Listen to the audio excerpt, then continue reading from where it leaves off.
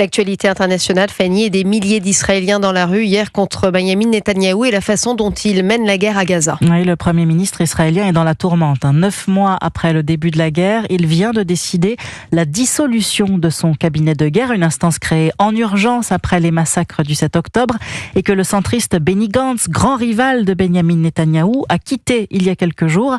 Ariane Ménage, vous êtes la correspondante d'Europe 1 à Tel Aviv. Comment expliquer cette dissolution en pleine guerre? Quel impact pourrait-elle avoir ? En Israël, cette décision était anticipée, attendue. La formation du cabinet de guerre était d'abord une demande de Benny Gantz, justifie le bureau du Premier ministre.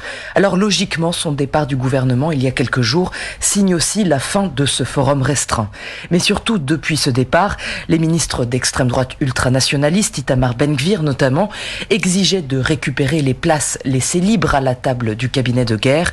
Ici, les analystes politiques s'accordent. Benyamin Netanyahou a donc préféré le dissoudre plutôt que d'y intégrer les éléments les plus extrémistes de son gouvernement. Alors quel impact sur la guerre qu'Israël mène à Gaza? Il est encore tôt pour en être sûr, mais il devrait rester limité. Les décisions seront désormais prises au sein du cabinet de sécurité composé de 9 ministres.